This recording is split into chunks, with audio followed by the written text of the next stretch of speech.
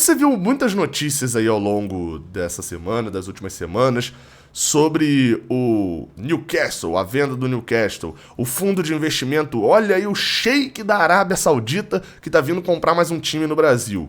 Só que tem alguns fatos que não te contaram quando fizeram matérias ou vídeos entusiasmados por uma compra desse tipo. E eu vou tentar te explicar aqui algumas delas, beleza? Vem comigo aqui.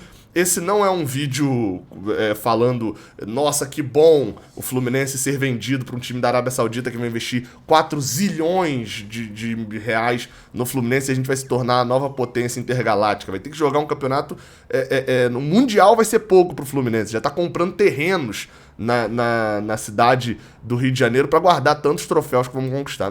Isso não é esse tipo de vídeo de empolgação, você sabe que você não vai esperar isso aqui do Raiz Tricolor. Então, deixa o like aqui embaixo, assista o vídeo até o final para você acompanhar a linha de raciocínio.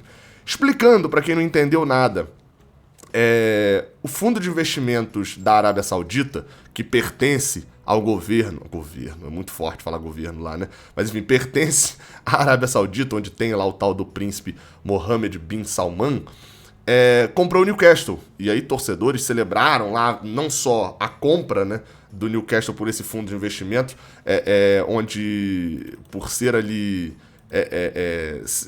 pertencer ao governo da Arábia Saudita, ao país da Arábia Saudita, tem ali esse investimento público sendo basicamente o príncipe é dono de uma fortuna de 400 milhões aliás, 400 bilhões de dólares. Então, assim, é muito dinheiro. Provavelmente não, é disparado o clube que tem o dono mais rico do mundo. Só que, assim, tem 4 coisas, pelo menos, que eu queria entrar aqui no ponto de que alguns, enfim, depois que saiu até uma notícia de que ele queria comprar um time no Brasil, de que era um plano a longo prazo, todo mundo compra o Fluminense, compra tal time, etc.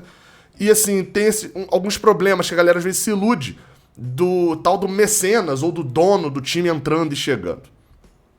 Primeiro ponto a comemoração total lá do Newcastle não passa só pela compra lá do fundo de investimento público da Arábia Saudita, é também pela venda, porque o dono anterior, não sei se ele enjoou, não teve lucro que esperava, mas o tal do Mike Ashley tava cagando já pro Newcastle. Ele é dono lá de uma rede de lojas de esporte, estava começando a falir, enfim, parou o investimento no clube e já estava querendo vender desde o ano passado, porque teve ali toda a confusão para a Premier League aceitar a compra desse fundo de investimento público, eu vou falar já o porquê.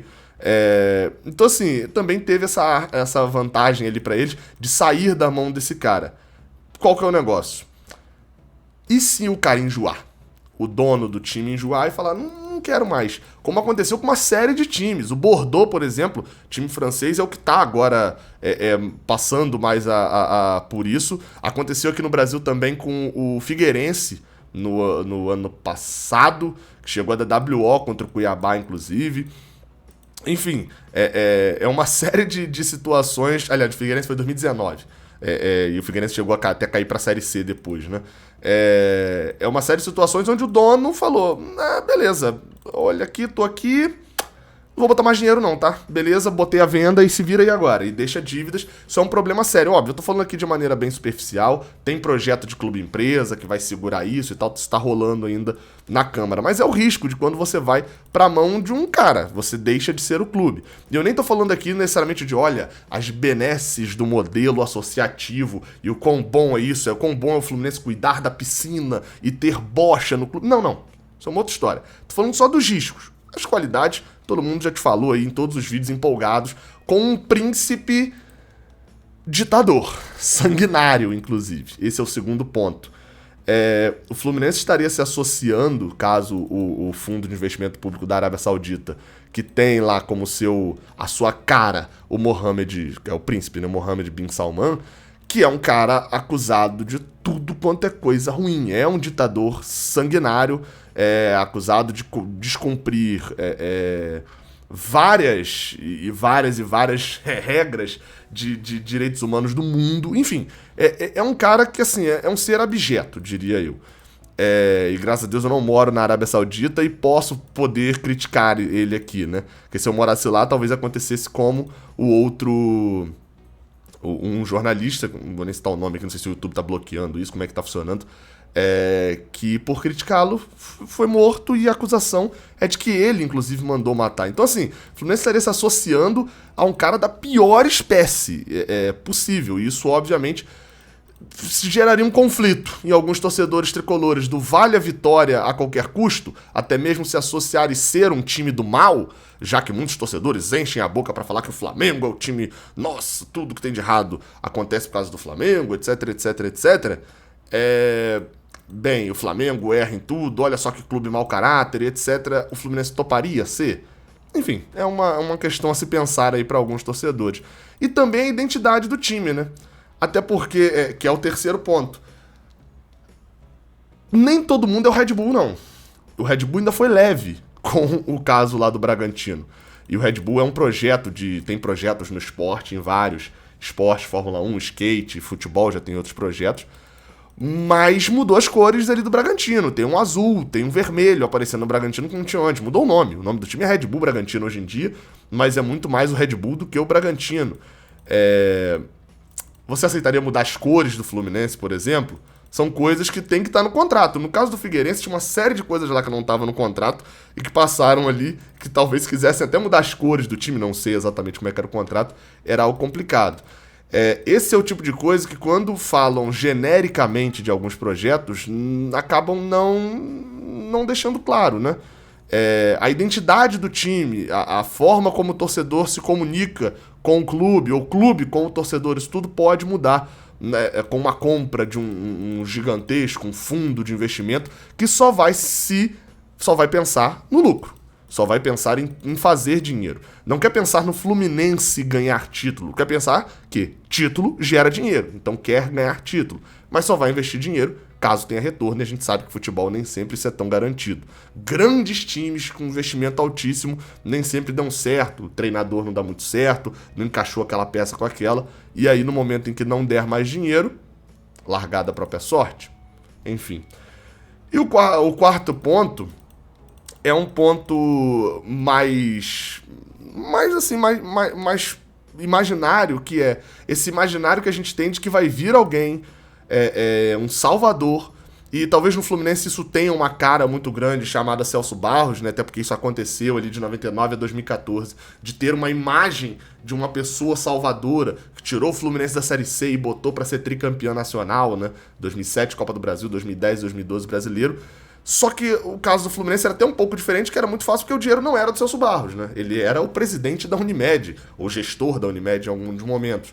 Então, obviamente, era uma situação em que o dinheiro dele não estava em risco. E a Unimed ganhou muito dinheiro com o Fluminense, muito dinheiro. Seja com transferências de jogadores, seja sendo um patrocínio muito longevo que ganhou o mercado. Pegue para ver quem era a Unimed antes do Fluminense e quem era a Unimed depois, obviamente não só pelo Fluminense, mas também muito ajudado pelo marketing com que o Fluminense e a Unimed trabalhavam juntos e por essa relação de futebol. O exemplo que eu sempre dou o Fluminense tem uma dívida, acho que ainda não pagou, com a Unimed por causa de Jean. Pois é, o Fluminense vendeu o Jean e tinha que dar parte do dinheiro para a Unimed. A Unimed não dava o dinheiro pro Fluminense, ela agia com negócios ali. Obviamente que entrava dinheiro, pagava salário, etc, e botava o jogador ali. Mas a gente fica muito nessa cabeça de que tem que vir um novo mecenas, um novo cara. E, cara, investir em futebol, na maioria das vezes, não dá retorno. Por que você acha que os irmãos Moreira Salles estão cada vez mais longe ali do Botafogo, não participam mais das coisas? Eles viram que no final das contas até o Botafogo dá o lucro que eles esperavam e eles estão muito mais preocupados com as suas empresas do que com o botafoguismo deles lá mesmo, o quanto eles são botafoguenses e amam o time. Eles viram que não ia valer a pena. O investimento financeiro ia ser um investimento muito mais passional. E é isso que eu falo. Para esses investimentos, assim, saiba de uma coisa. Normalmente o cara tem que ser maluco. O cara tem que ser um torcedor maluco. Não espere isso. Às vezes a galera cita uns caras que, o cara nem é tão tricolor assim. Se o cara vê que o cara é mais dinheiro futebol clube do que tricolor, do que Fluminense Futebol Clube. Se ele tiver que investir no Flamengo e no Flamengo for aparecer a oportunidade de ele ganhar mais dinheiro, ele vai botar a marca dele no Flamengo. Porque o cara é dinheiro futebol clube antes de ser... Ele é eu futebol clube antes de ser Fluminense Futebol Clube. É o caso, por exemplo, diferente do eu esqueci o nome dele agora de cabeça, mas do cara do Grupo Sonda lá no Internacional, que botava dinheiro dele mesmo. Ou como foi até...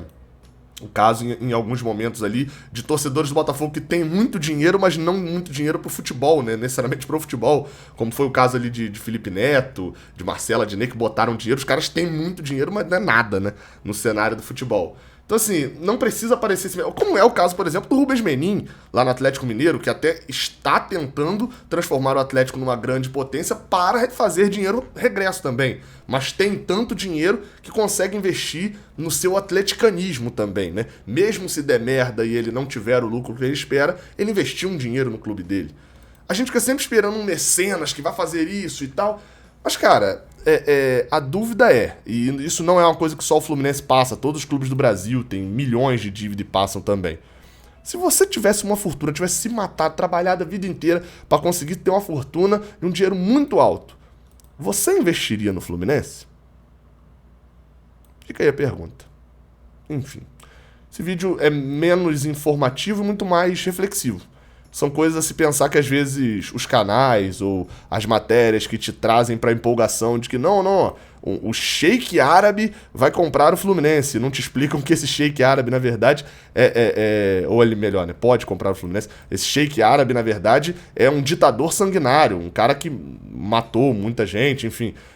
Não te explicam que, na verdade, é um fundo de investimento que a qualquer hora ele pode largar o Fluminense, seu bel prazer, e ir embora, e o Fluminense que se vire aí para poder sobreviver. Não te explicam uma série de coisas que, às vezes, enfim, são importantes, né? Parece que são importantes. Enfim, tá aí a reflexão. Comenta aí embaixo a sua opinião. Quero te ouvir. Até a próxima. Valeu.